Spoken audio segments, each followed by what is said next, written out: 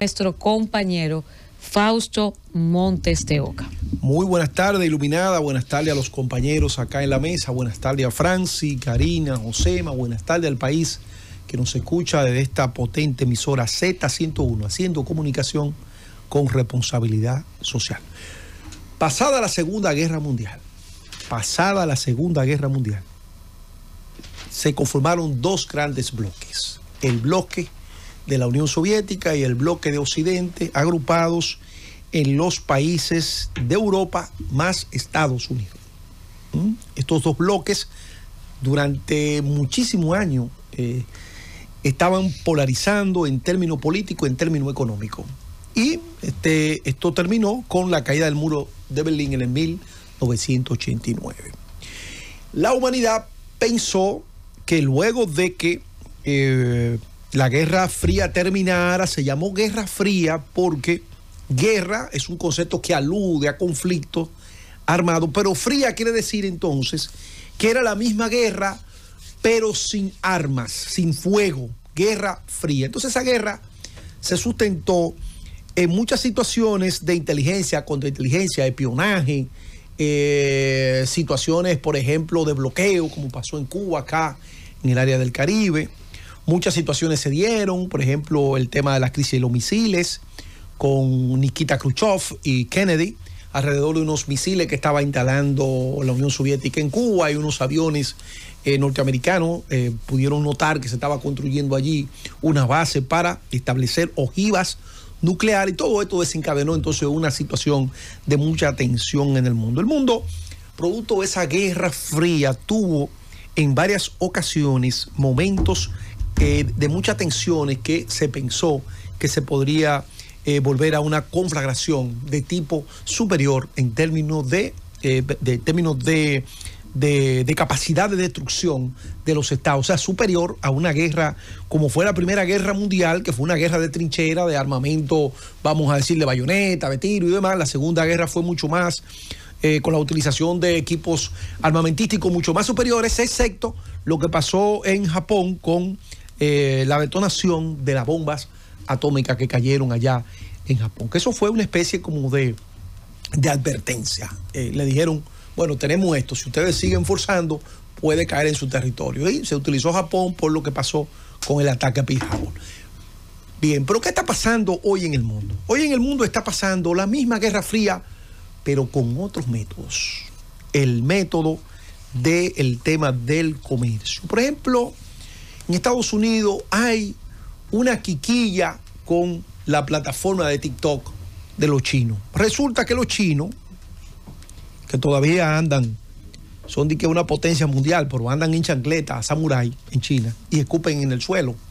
Yo creo que hasta que los chinos dejen de escupir en el suelo, para mí no van a ser primera potencia, porque ser primera potencia mundial no importa el tema de la generación de la riqueza de ese país, sino que es un tema también cultural, de educación. Entonces escupir en el piso no está bien eso. Pero bueno, vamos a seguir con nuestro tema, que es el que nos convoca. El tema de la plataforma TikTok, que ha logrado mucha aceptación entre la juventud. Los norteamericanos tienen una reserva con eso. ¿Por qué? Porque los chinos, dicen los americanos, no lo digo yo, utilizan mucha información que usted le ofrece a la plataforma. Entonces a ellos eso les preocupa, a nivel del Congreso, les preocupa que los chinos tengan tanta información sobre los norteamericanos, porque utilizan el rostro, el iris de los ojos, la información que se coloca. Inclusive, yo no sé si ustedes saben, mis queridos compañeros acá, que cuando uno habla, aunque el celular esté encendido, eso se está escuchando. Claro. Y usted cuando abre el Instagram, usted estaba hablando, por ejemplo, tengo deseo de comerme un mofongo, ahí le aparecen 3 vainas de mofongo en el Instagram, y entonces ya como que lo colocan usted en la ruta de usted irse a tirar su mofongo. Pero entonces, eso es lo que está pasando con esa plataforma, con esa aplicación, que es una aplicación muy famosa, y los norteamericanos desean, quieren que eso no se utilice en Estados Unidos. Pero el tema viene por lo siguiente.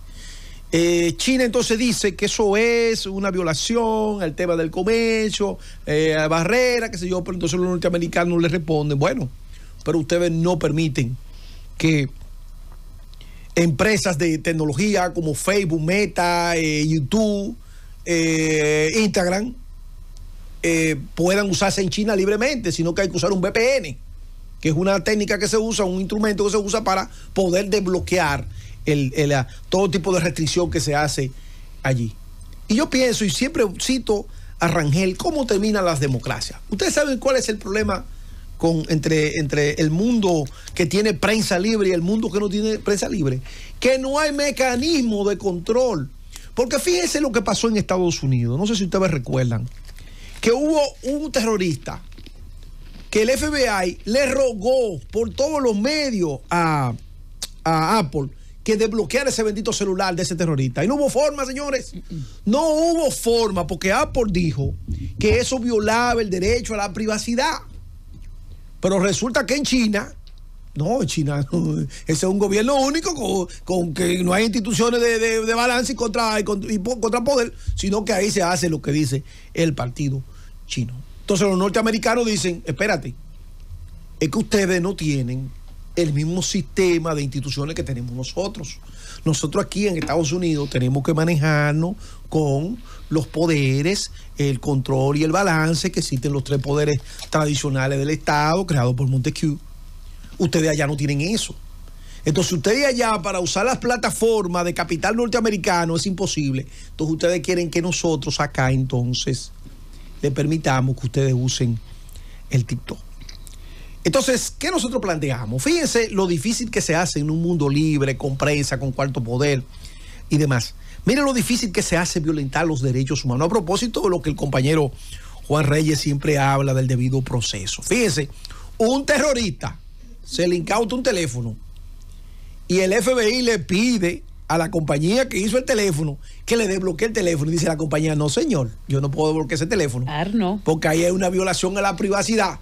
Probablemente ese teléfono estaba lleno de información valiosa para poder contrarrestar, enfrentar cualquier conspiración contra los intereses norteamericanos. Pero fíjense lo que es el imperio de la ley. El imperio de la ley le dice que no, que eso es una violación al derecho de privacidad de esa persona. Bueno, finalmente Estados Unidos, sus autoridades, su organismo de inteligencia, lograron desbloquear el celular. Pero fíjense lo difícil que es caminar en instituciones democráticas. Entonces, todo este tipo de situaciones se dan porque el mundo vive una especie de guerra fría geopolítica, pero de otra naturaleza, Pensemos lo que pasó aquí con el puerto de Manzanillo, lo que pasó en algún tiempo, no hace mucho, que ese puerto tiene una ubicación estratégica para Estados Unidos, y en algún momento se llegó a hablar que ese puerto iba a pasar a ser regenteado por los chinos, y eso generó una crisis geopolítica.